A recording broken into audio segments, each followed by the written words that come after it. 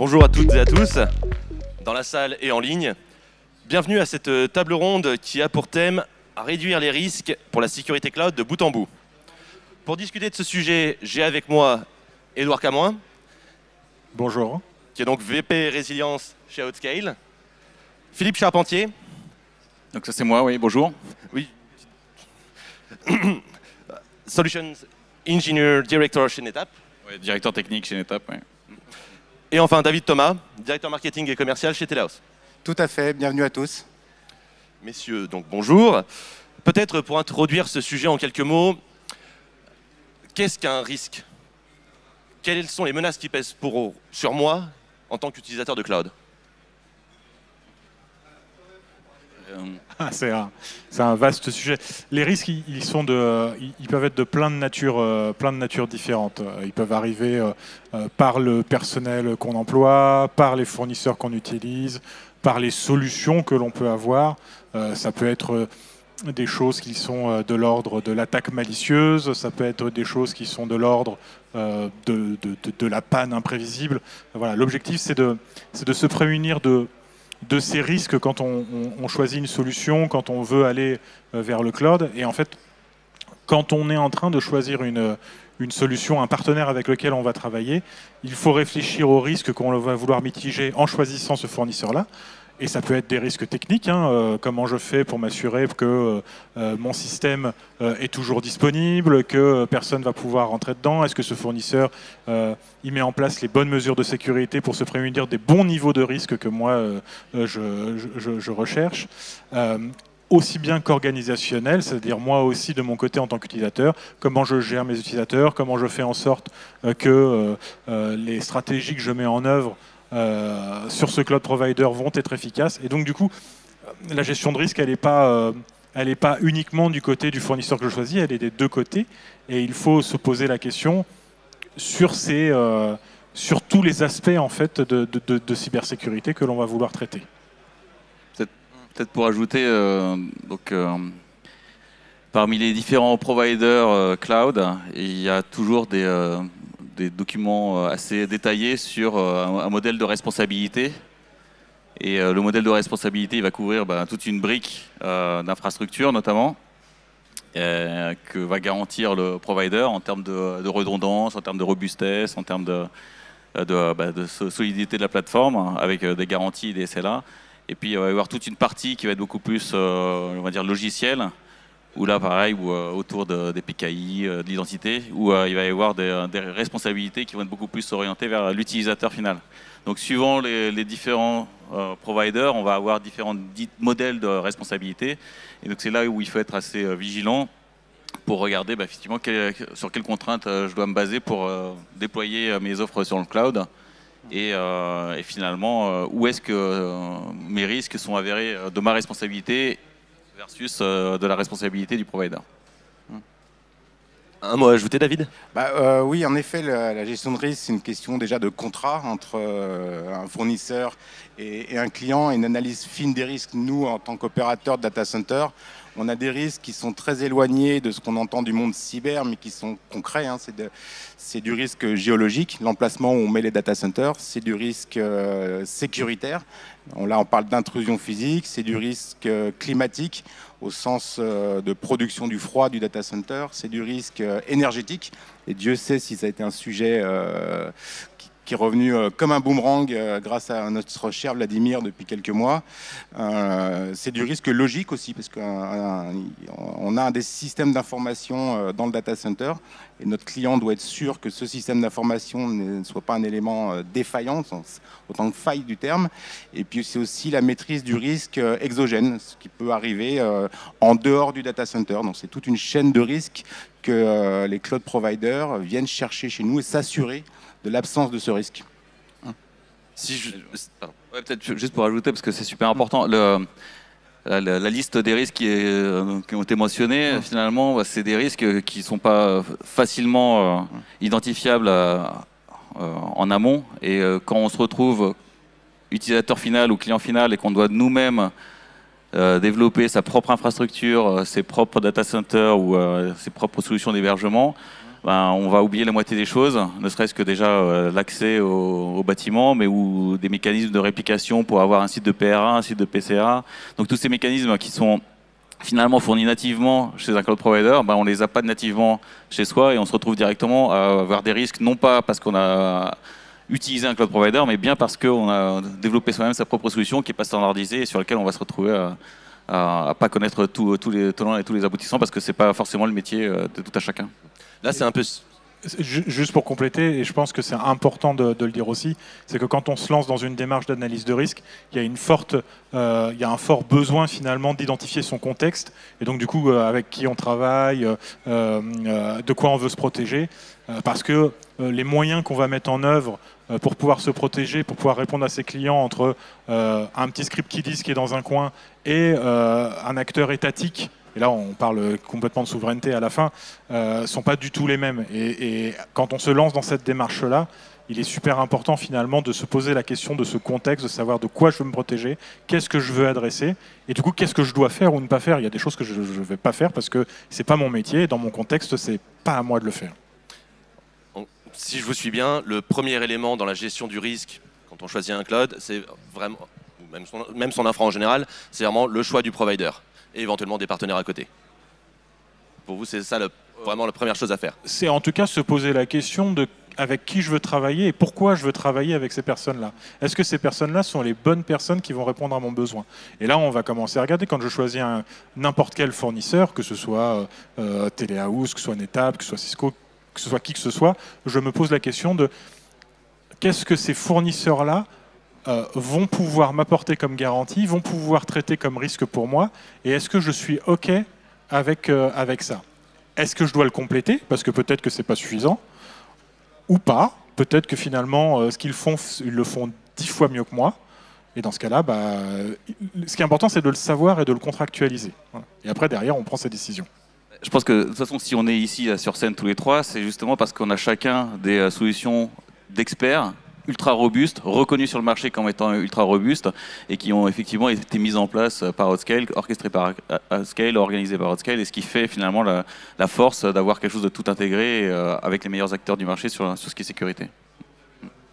Puis surtout, c'est aussi la capacité, parce qu'on parle de risque identifié, mais c'est aussi de pouvoir se projeter avec ses partenaires sur le risque futur, qui n'existe même pas, qu'on subodore qu'il va arriver à un moment donné. Vous savez, c'est le fameux signe noir qu'on connaît tous dans le métier. Et c'est là où, à mon sens, le partenaire est vraiment importantissime de pouvoir éveiller son client, éveiller aussi son fournisseur sur des risques qui arrivent, on le sait, on ne sait pas quand, on ne sait pas de quelle ampleur, mais on doit s'y préparer.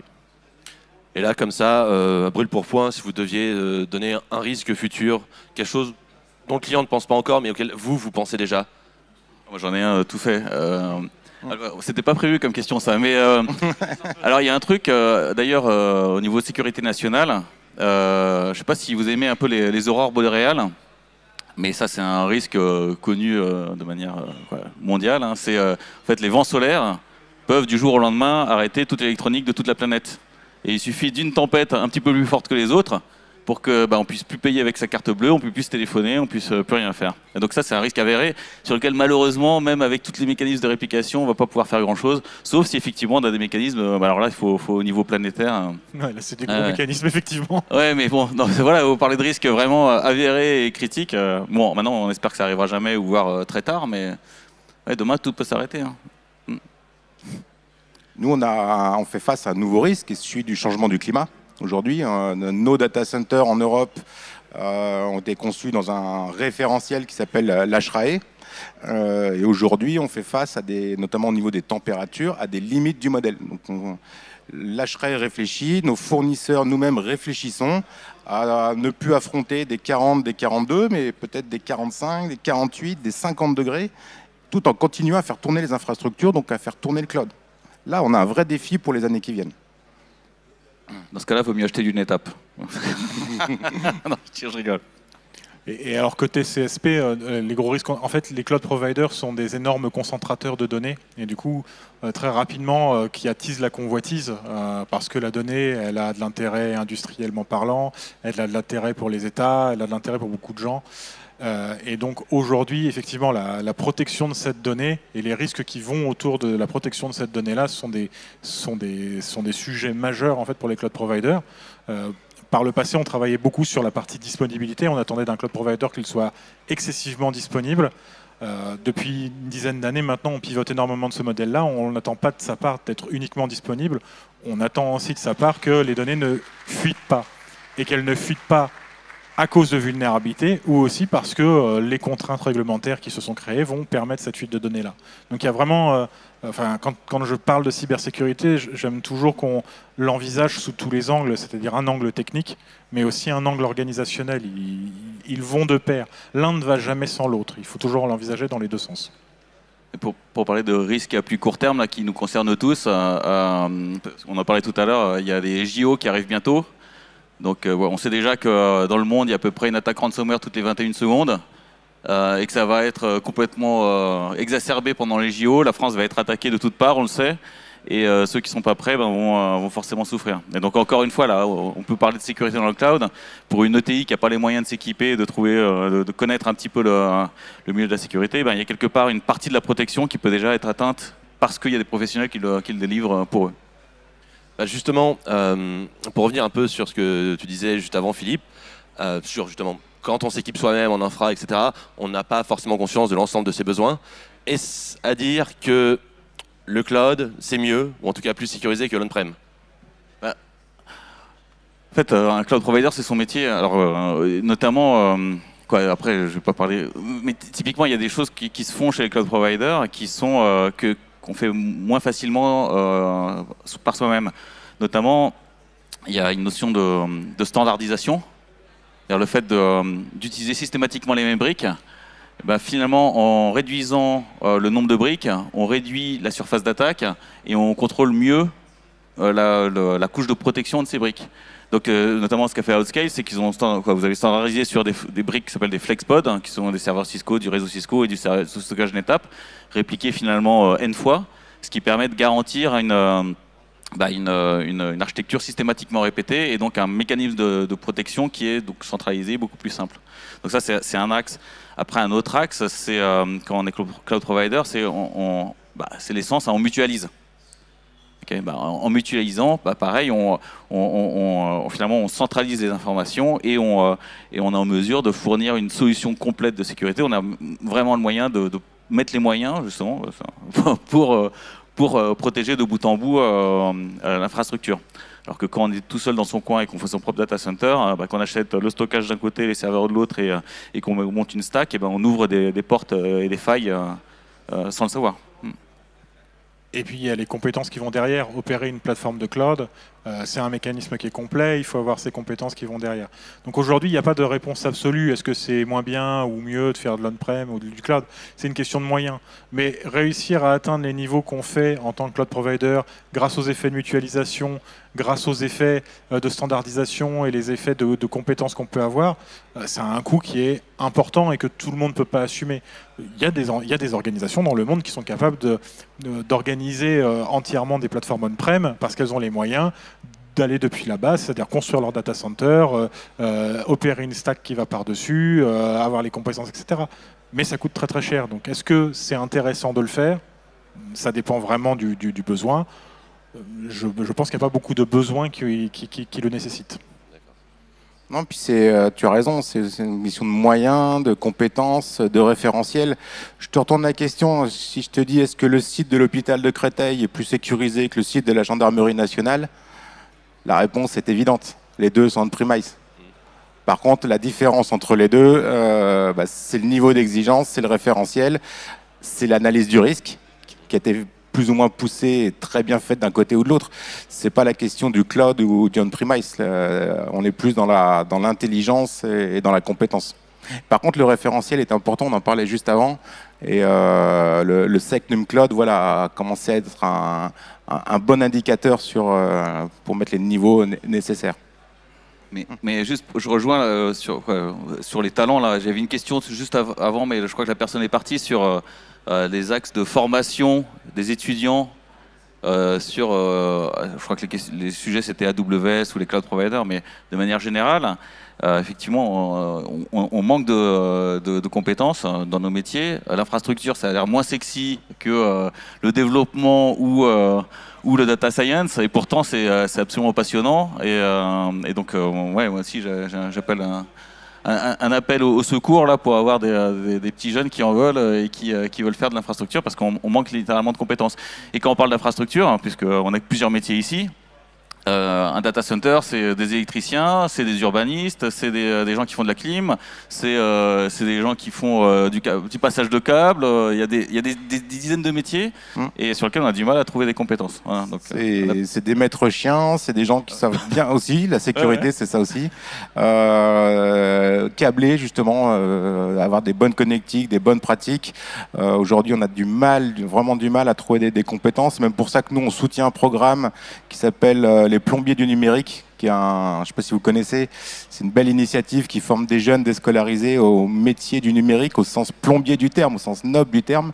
Tu as raison, les écoles forment, les élèves veulent être codeurs, ingénieurs, ceci, cela. J'en parlais la semaine dernière avec le directeur de l'EPITA, et lui a du mal à orienter et même proposer des cursus sur ces parties d'infrastructure, les couches un peu ingrates du cloud et de l'intelligence.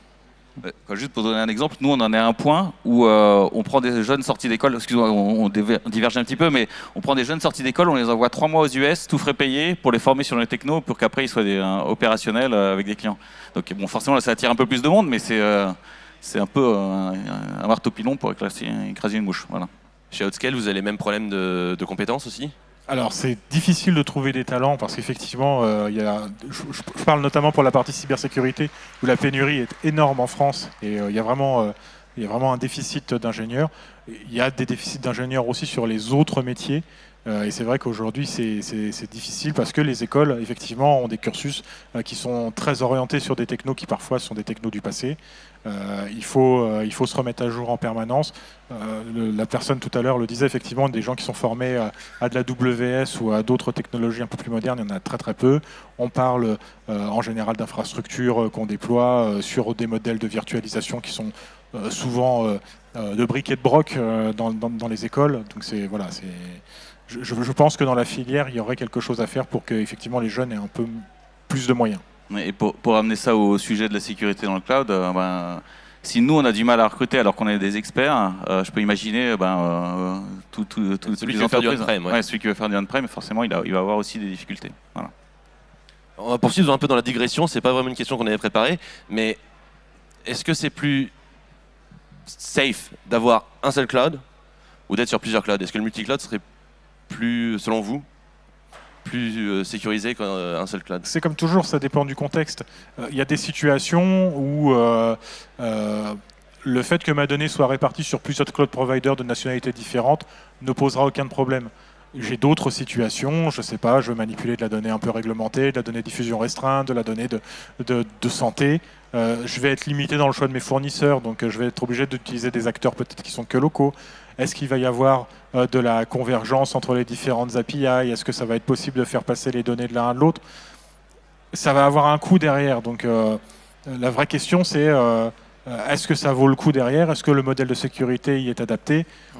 Toujours pareil, on fait de la gestion de risque, donc on est obligé de faire une analyse de son contexte et de savoir est-ce que c'est moins risqué de faire comme ça ou pas. Moi, j'ai une vue assez arrêtée sur la question, c'est plus on se donne de flexibilité, plus on ouvre des portes pour des attaquants. Donc en standardisant, on réduit par défaut le nombre d'attaques possibles. Donc je ne suis pas favorable à finalement démultiplier les types de cloud providers ou de solutions technologiques. Quand on se concentre sur encore une fois une surface d'attaque limitée, en standardisant, on réduit drastiquement le risque en général. Et donc après, effectivement, je pense que c'est un choix à monde de bien choisir son partenaire et ses partenaires pour commencer l'aventure. Mais aujourd'hui, c'est vrai qu'il y a une difficulté parce que d'un cloud provider A à un cloud provider B, on ne retrouve pas forcément les mêmes fonctionnalités, la même philosophie de fonctionnalité. En général, on retrouve à peu près des choses communes qui sont les machines virtuelles, le stockage objet, et encore, c'est pas vrai pour tout le monde. Les réseaux sont souvent sur des paradigmes qui sont très différents les uns des autres. Et je ne parle même pas après des couches de services managés où là c'est la jungle complète. Quand on reste sur des mécanismes d'infrastructure, des éléments basiques très très simples à manipuler, on peut s'y retrouver, on peut réussir à faire du multi-cloud. Plus on va monter dans les couches, plus ça va devenir compliqué. Oui, puis de toute façon, après, il y a des besoins métiers. S'il y a des services qui sont disponibles chez un cloud provider et pas chez l'autre, bon, forcément, on va se retrouver avec de facto un environnement multiple. Mais bon, d'un point de vue sécurité, en tout cas, l'idée, c'est de limiter. Et du côté Telehouse? Du côté Telos, moi j'ai envie de poser une question justement sur ce côté multi-cloud, parce que nous on en travaille avec quasiment tous. Est-ce que ce côté multi-cloud est avant tout sur l'analyse du risque tel que tu le précises? Et est-ce que cet effet miroir, je retrouve exactement le même environnement chez A, chez B, chez C, est si difficile que ça à trouver? Je prends entre Outscale et Amazon, par exemple, c'est très facile de pouvoir faire la projection parce qu'on a standardisé et on a créé des couches d'API compatibles comme celle d'Amazon. Mais au bout d'un moment, quand on va vouloir commencer à rajouter du service, ça ne devient pas possible en fait de garder cette même compatibilité parce qu'il y a des effets de licence, il y a des effets d'architecture derrière sous-jacente qui ne sont pas les mêmes. Et après, quand on passe sur d'autres types de cloud providers, je prends des services comme Microsoft ou Google, la philosophie même de comment est designé le service, c'est pas du tout la même.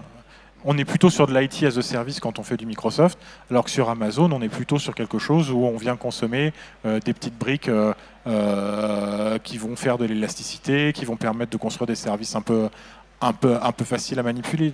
Voilà, donc à quel moment on est capable d'avoir un tronc commun qui permet de faire du multi-cloud? C'est ça qui est difficile. Pour reprendre le terme de standardisation chez Philippe, la question c'est jusqu'à quel point on peut standardiser, quoi, en gros.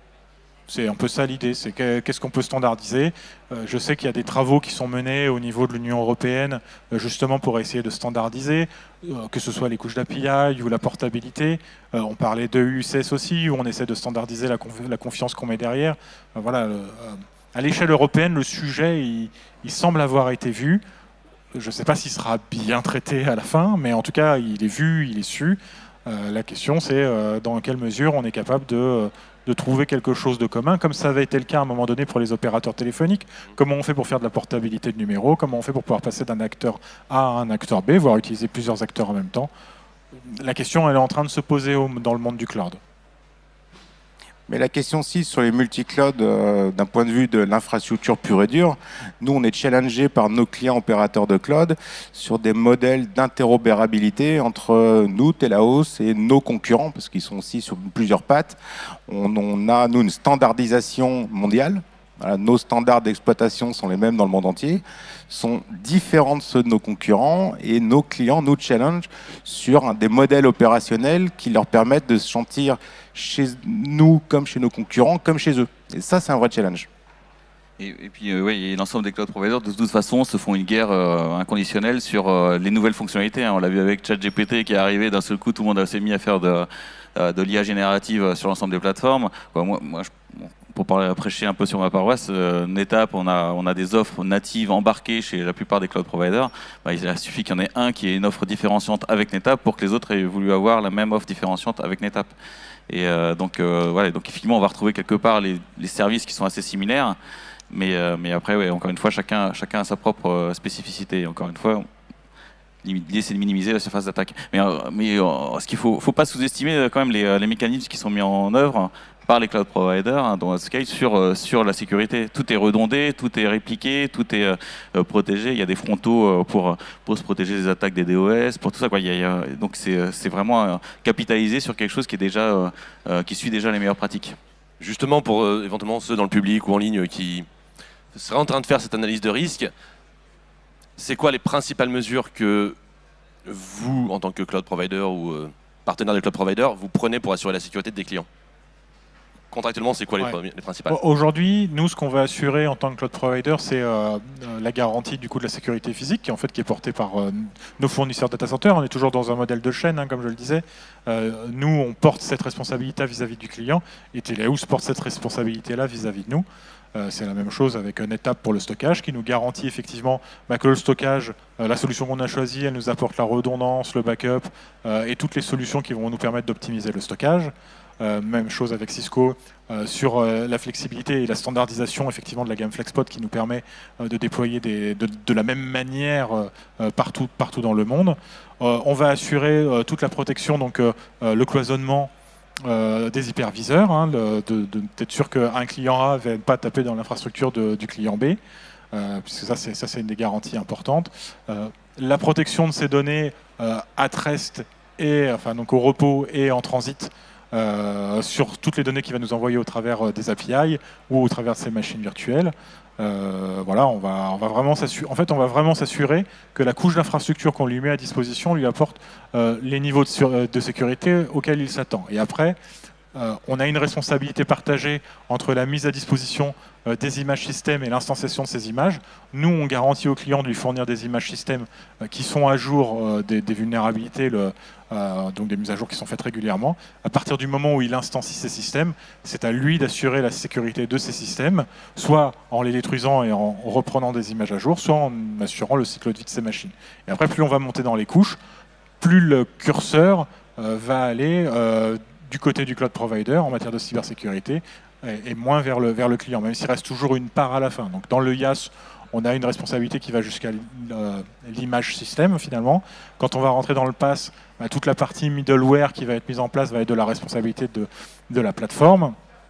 Et après, quand on est dans le SaaS, toute la responsabilité de la couche logicielle va au fournisseur SaaS, sachant qu'il reste toute cette petite partie gestion des utilisateurs, gestion des comptes et des droits au sein de la plateforme, qui reste toujours de la responsabilité du client final. Donc, plus on monte dans les couches, plus la responsabilité se décale vers le fournisseur de cloud, même s'il y a toujours une part de responsabilité à la fin pour le client.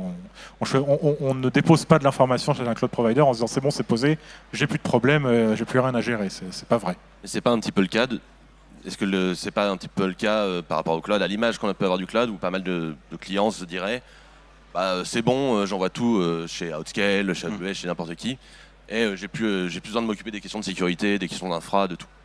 C'est pour ça que je le dis là, parce que c'est important justement de le répéter. C'est toujours un modèle de responsabilité partagée. Il faut être conscient les uns avec les autres de là où on place notre curseur de cybersécurité. Et c'est cette partie contractuelle qui est très importante, de bien définir qui fait quoi, quel est le rôle de chacun en matière de cybersécurité, mais c'est valable pour tout un tas d'autres sujets en réalité. Dans un contrat, on n'est pas obligé de parler que de cybersécurité, même si c'est mieux. Mais voilà, il faut vraiment se poser cette question-là et savoir où s'arrête la responsabilité de chacun. Et bon, juste pour ajouter là-dessus, donc les briques qui sont utilisées par Outscale parlent d'elles-mêmes aussi en termes de effectivement ce que les clients peuvent considérer comme n'étant pas de leur ressort de la sécurité. La sécurité des bâtiments ou du data center. Il y a Telehouse qui est là justement pour, en tant qu'expert, sécuriser les data centers. Donc effectivement, le client n'a plus besoin de s'en soucier.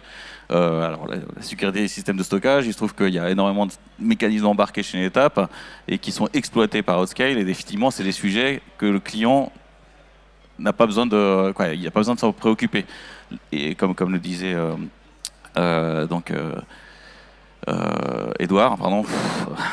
Comme disait Edouard, effectivement, plus on monte dans les couches, plus il y a de responsabilité qui est engagée par les clients. Mais en confiant finalement ces workloads à un cloud provider, on s'affranchit effectivement de tout un ensemble de problématiques de sécurité qu'on peut oublier. Y compris sur les problématiques de sécurité physique, j'imagine ? Oui, sur les problèmes enjeux de sécurité physique, nous, notre contrat est détaillé ligne par ligne. On est challengé par notre client Outscale qui nous aide aussi à progresser. Ça, c'est bien parce qu'on a un véritable partenariat sur ces niveaux et la notion de risque, la limite du risque et de responsabilité est clairement définie. On a une offre de base, elle est mesurée, validée, approuvée contractuellement. Et après, encore une fois, c'est le champ d'évolution. Qu'est-ce qu'on peut faire de mieux, de plus, en fonction de nouveaux risques, en fonction de nouvelles technologies aussi. Comme tu disais tout à l'heure, on ne peut pas faire une confiance aveugle en tant qu'utilisateur. Je pense que tu es utilisateur de Google, comme moi. As-tu lu les conditions générales de vente ? Bien sûr que oui. Non, pas du tout. J'en tiens un. Non, moi non plus. Et donc, on connaît, on sait qu'il y a un risque. Mais voilà, le contrat qui me lie, moi, individu, à Google, j'ai même pas pris l'effort de le lire. Et alors, mauvaise nouvelle en plus, il n'y a pas beaucoup de garantie dedans. Hein. Parce que Alors, l'offre gratuite de Google, globalement, ils te disent qu'ils peuvent couper quand ils veulent. Hein. faut pas que je le lise alors. Non, surtout pas. Non, mais il y a plus de garanties chez Outscale. Hein. Tout va bien. Pardon. Donc, Edouard, tu as lu les conditions d'utilisation de Google? Alors oui, en l'occurrence. Alors je n'ai pas tout lu parce que j'ai un service juridique qui fait ça très très bien pour moi. Mais globalement, effectivement, il y avait des risques qui avaient été... Alors je ne parle pas des offres pro Google. Hein. Là, je Sur la parle partie vraiment gratuite. des offres pour les particuliers. Et les offres particuliers apportent très très peu de garanties. Parce que c'est une offre gratuite et qu'en réalité, Google l'a mis à disposition. Pendant longtemps, Gmail a été en version bêta en réalité. Parce que Google ne voulait prendre aucune garantie dessus en disant non, si jamais ça s'éteint, et puis voilà. Peut-être pour parler d'un risque spécifique et qui est actuellement le plus grand risque cyber, on peut le dire là et là, par rapport à tout ce qui va être ransomware, en termes de responsabilité et de sécurité, de quoi doit s'occuper le client, qu'est-ce qui tombe sous sa responsabilité, et qu'est-ce qui tombe sous la responsabilité du cloud provider et de ses divers partenaires. Alors, comme je disais, tout dépend du niveau. Là, si on parle pour le IaaS pur et dur, le client va devoir protéger les machines qu'il a instanciées de la protection contre les ransomware. Nous, on lui garantit que par contre, la donnée qu'il a stockée chez nous, elle est protégée et qu'on met en place tous les mécanismes qui vont le permettre d'éviter le chiffrement des disques. C'est pour ça qu'on utilise des solutions chez NetApp de Worm, Write Once, Read Many, hein, donc sur lequel, une fois que la donnée est écrite, elle ne peut plus bouger. Même un administrateur ne pourrait pas la supprimer. Et après, derrière, le client a quand même la responsabilité d'utiliser les fonctionnalités qui nous permettent d'utiliser ces fonctions-là sur le NetApp. Donc, l'usage des snapshots ou du stockage objet, ce que j'appelle, moi, chez Outscale, le stockage résilient, c'est-à-dire des stockages sur lesquels on apporte de fortes garanties et où on sait que la donnée, une fois qu'elle est écrite, elle ne bougera plus.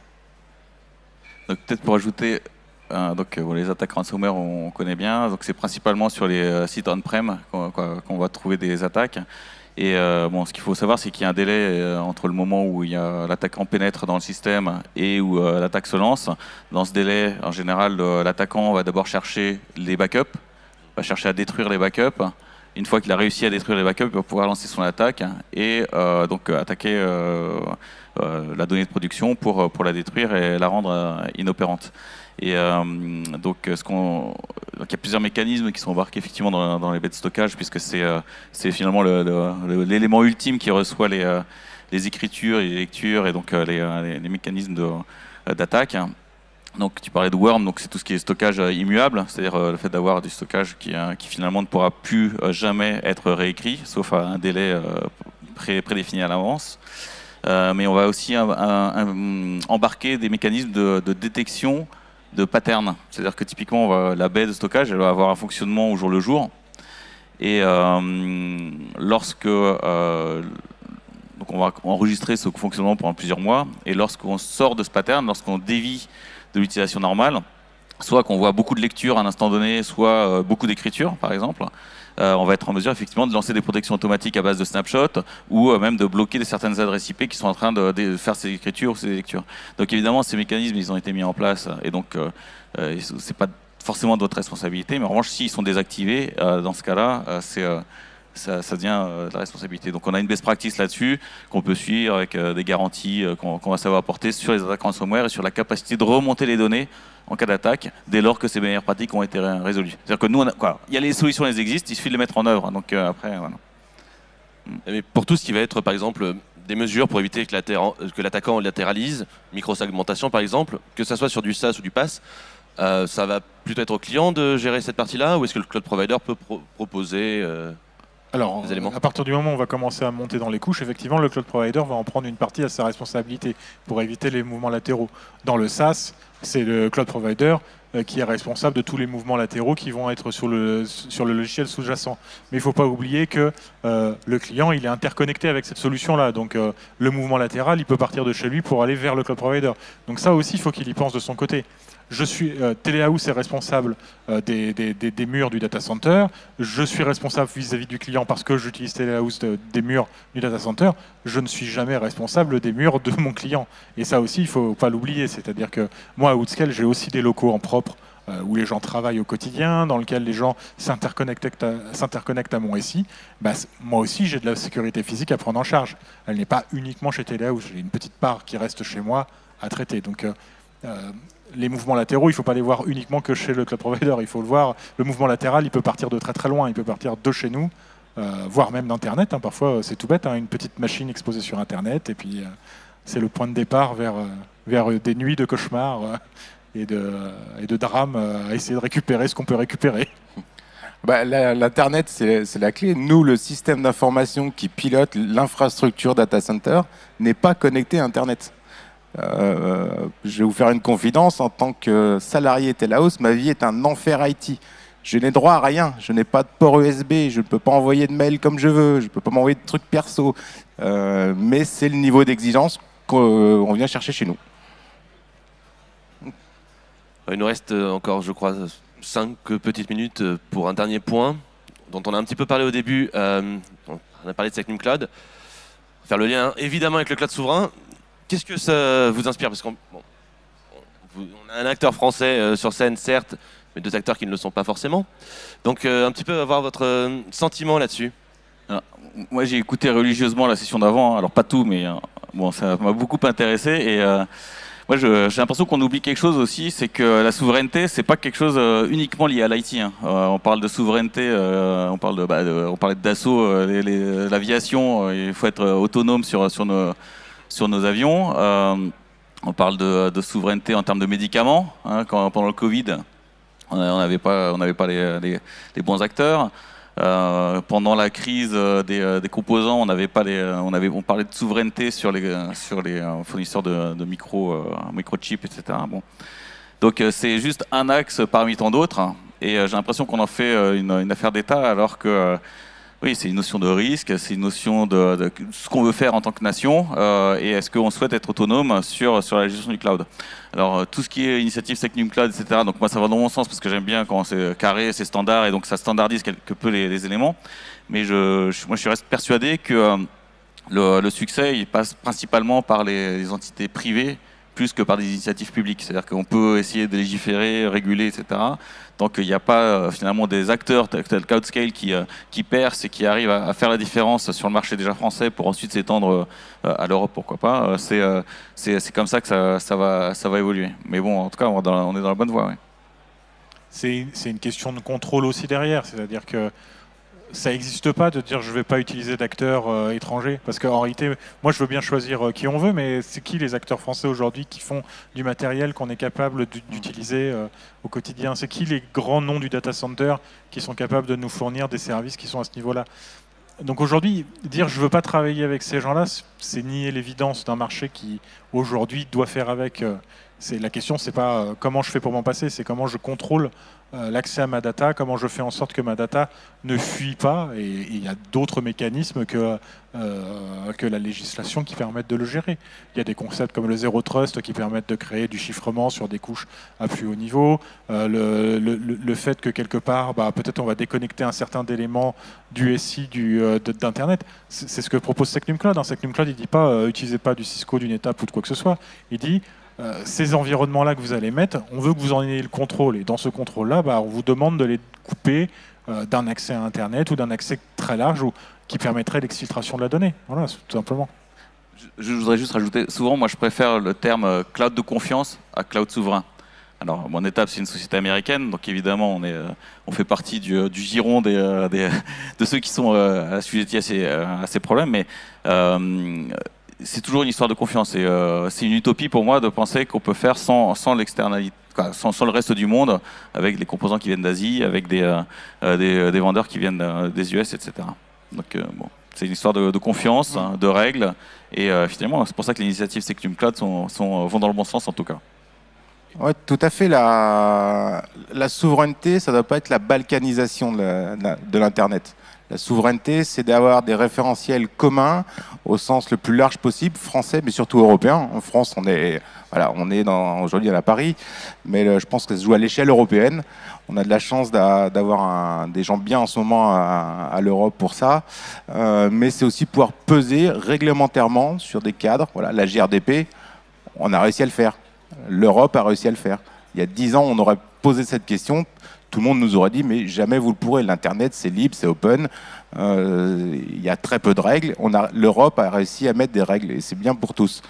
Et on doit à l'Europe aujourd'hui à cette nécessité d'avoir ce référentiel de confiance, parce que le mot c'est, on parle beaucoup de risque et de confiance pour des acteurs européens, mais aussi américains, asiatiques, africains, qui viennent faire du business dans nos clouds à nous, parce qu'ils auront confiance dans ces fameux clouds souverains. Voilà, et la souveraineté, finalement, donc cette démarche derrière de contrôle, eh ben, il faut, et on parlait d'analyse de risque, il faut l'envisager dans tout son contexte, et il y a un contexte réglementaire qui est l'applicabilité des lois extraterritoriales. La question, c'est comment s'en protéger. Et aujourd'hui, intégrer des composants américains ou chinois ou tout ce qu'on veut, ça ne déclenche pas forcément l'extraterritorialité. Par contre, stocker à l'extérieur de l'Europe, avoir des liens de transfert de données vers l'extérieur de l'Europe, ça peut déclencher l'extraterritorialité. Et c'est là-dessus qu'il faut travailler. Mais un environnement qui est complètement déconnecté d'Internet et complètement intégré, j'ai pas de problème de souveraineté en réalité. Je peux choisir ce que je veux comme matériel à la fin, il communiquera avec rien. Est-ce que c'est pas aussi au final une question de localisation des données plus que de souveraineté ? Ça fait partie effectivement de l'équation. Si je stocke mes données déconnectées d'Internet aux États-Unis, je garantis effectivement que toutes les lois américaines vont s'appliquer. Il n'y a pas de problème avec ça. Et ils n'auront pas forcément même d'ailleurs besoin du régime légal pour pouvoir accéder à la data. Si elle est bien stockée en Europe et qu'elle n'en bouge pas, il n'y aura pas de problème particulier.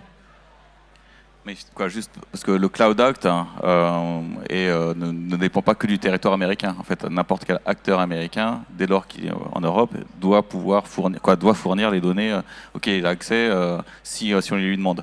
Mais effectivement, la notion, mais c'est vrai que la notion de géolocalisation des données, c'est un sujet qui permet au moins de s'affranchir que les données sont sur le territoire et à disposition. D'ailleurs, on voit de plus en plus de maillage sur la 5G. De données qui sont à proximité au niveau des antennes parce que ça donne un sentiment de sécurité de savoir que les données sont là juste à côté de l'antenne de la 5G qui est à côté de mon bureau. Voilà. Et je mentionnais le Cloud Act, mais c'est valable pour à peu près tous les États dans le monde. En réalité, le même type de régulation, on le retrouve en Chine, au Japon, dans n'importe quel autre pays. Chaque pays a ses régimes d'actes extraterritoriaux, plus ou moins reconnu dans le monde. Après, ça dépend effectivement de la taille du pays derrière. Mais voilà, il ne faut pas juste le voir du côté des grands méchants américains qui ont créé des lois. En réalité, ces contextes-là, ils existent partout dans le monde. Et la question, c'est comment on se protège de ce monde, finalement, qui peut être agressif. Bien, merci à tous les trois. Je pense qu'on a encore un peu de temps pour prendre des questions dans le public. S'il y en a. Et si quelqu'un a besoin d'un micro.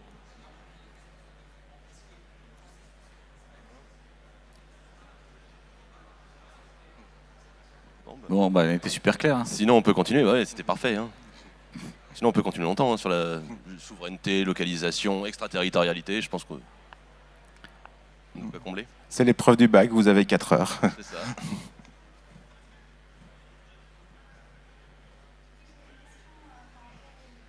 Donc, pas de questions ici ? Bon, non, bon, bah, écoutez, à ce moment-là. Bon, bah, dans ce cas-là, est-ce que vous avez peut-être un petit mot chacun pour la fin ? Bah, moi, j'en ai. Ouais, donc la sécurité, c'est pas simplement du matériel, du logiciel, etc. C'est une affaire de tous. Et ça commence par plein de choses. Hein. Ne pas mettre des clés USB dans son ordinateur, etc. Donc, il y a toute une part. On peut faire en fait on peut faire tout un débat sur la sécurité des infrastructures, etc. Mais c'est beaucoup de la formation des équipes, de la formation du personnel et toute la responsabilité, pas forcément côté infrastructure, côté hébergement. Voilà. C'est un petit peu aussi un sujet important à régler en amont. C'est bien former ces équipes pour s'assurer qu'il n'y a pas de risque qui soit pris et qui soit complètement inconsidéré. Parce que souvent, le problème, il est entre le clavier et l'ordinateur, quoi. Et l'écran, c'est ça. Bon. Oui, on a beaucoup parlé de risque et de confiance. Voilà, nous, la chaîne de confiance, elle est là, elle est clairement établie, elle est contractuelle. Par contre, nous-mêmes, même nous dans nos entreprises, hein, toi aussi avec tes utilisateurs en première ligne, c'est cette éducation, c'est surtout cette rigueur dans le respect des règles. Moi-même, au niveau du commerce, j'ai parfois envie de m'en affranchir parce que c'est compliqué, c'est pénible. Mes équipes marketing m'ont fait des super vidéos que je ne peux pas récupérer facilement, et ainsi de suite. Je l'accepte et je m'adapte. Pour conclure, ouais, moi, le point le plus important, il a toujours été pour moi dans une relation client-fournisseur, c'est ce modèle de responsabilité partagée.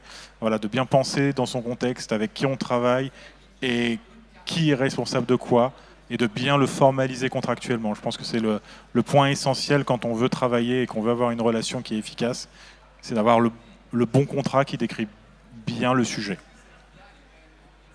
Bon. Eh bien super, merci à tous les trois.